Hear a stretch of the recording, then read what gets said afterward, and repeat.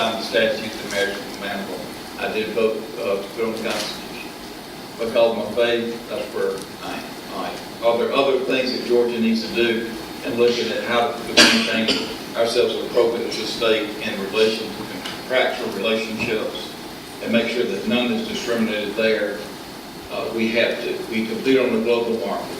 There are companies who are here who have policies with regard to people, employees in the company that we should honor. And we should encourage, and we should attract employees to do that. I think that falls outside the definition of marriage, but how we use that in some unions and other things. Georgia should be a leader in attracting industry from anywhere in the world. There's some things that we need to send messages to build. I got to cut you off here. Yeah. Okay. Mr. Poitras. The Constitution defines the marriage in the state of Georgia, and I would not support changing that. I do feel like this, though, apropos of what the voter was saying. I believe in limited government, and I don't think the government has really any interest in the private lives of its citizens on matters unless they affect the larger body politic. That's a different way of saying I don't think we ought to discriminate either, but I think marriage as defined in the Constitution. Okay, let's get on more specific ground here. Okay, don't have an author here, but Mr. Baker and then Mr. Porter. Republican candidate Karen Handel has proposed a 10% cut in the state's workforce to help alleviate the budget problems and permanently downsize government. Will drastic cuts like this be needed in your opinion, and how are you proposing to handle gas budget problems? GAS? Help? Let me go before my time. Okay. George's. Yes, there you go.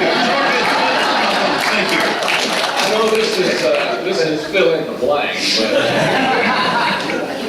well, let me fill in a little bit. Listen, right now, Georgia's government is having to do what I think families are having to do all over this state. We're having to sit down around the kitchen tables and in our living rooms, and we're having to make hard decisions about what we consider to be luxuries and what we consider to be necessities. And families all over this state are having to make those tough choices, and we're getting rid of the luxuries, and we're keeping the necessities. Government has to be the same way. We've got to sit down around our table and figure out the best way to trim a budget where necessary, to raise money where necessary, and exactly how to do it. But I don't agree that we do it across the board. I think that is irresponsible. I think we have to go in and do a top-to-bottom audit of all the state government to make sure that where we are cutting, that there's a reason why we're cutting, that we're throwing out the luxuries and keeping the necessities. It's about priorities. It's about setting priorities for the state. I will do that as governor. I'll work with our legislative body and making sure that we do it. But I don't agree with Karen Handel's approach to it.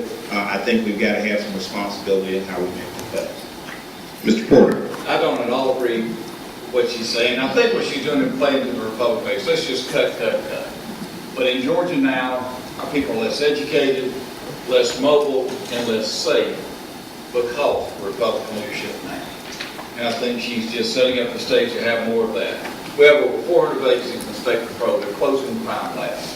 We've talked about education. I talk a lot longer than the time allotted on why that's important. That's what the future is. But the blanket say goes to their basic theory, across the board cuts. When you do that, you absolve yourself from any responsibility. So when the department cuts you, say, I didn't do that, I just told them to take over 10%.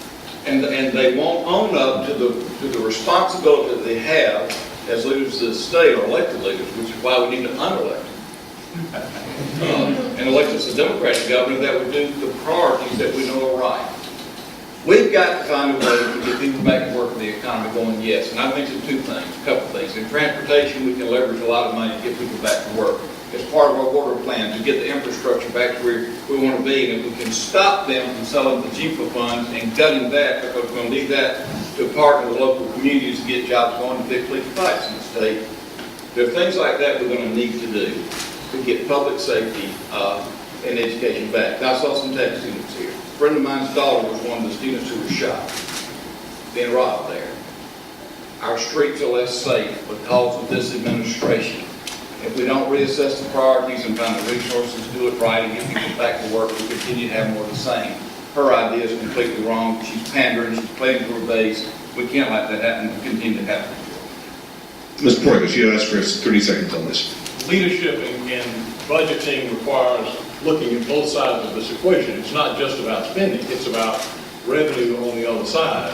And that is the side that this administration and the Republican leadership has been absolutely unwilling, for ideological reasons, to even think about or talk about creatively or constructively. They refuse to look at plugging the holes in the sales tax. They refuse to look at creatively collecting taxes. This is the only group I can think of that will raise fees by $300 million and not call it a tax increase. In fact, call it a tax decrease. Okay, Mr. Cameron, you're Mr. Cameron and Mr. Barnes, you want to weigh in? Okay. Well, I believe you can't cut your way out of bad leadership, and I think that's what's been going on here. And when you cut somewhere in the state, you're hurting a family. Somebody is losing a job, and we're trying to create jobs. We can't create jobs and cut jobs at the same time. We need to do everything we need to do to make our minds up. But every time you cut, somebody is losing in the state of Georgia. We cannot continue to let Georgians lose. As governor, they will not lose. Governor Barnes. No, I don't agree. I mean, what child are we not going to educate because we fired that teacher? What criminal are we not going to lock up or keep locked up because we've let that prison guard go, or let 10% of the prison guard? And which ones are we not going to prosecute because we didn't have the prosecutors? It is a simplistic solution that is trying to be, that is appealing, as David said, trying to appeal, and David and Duo said, to a base that really doesn't think. I don't know how else to say it. Okay, I think we're coming up on our last question before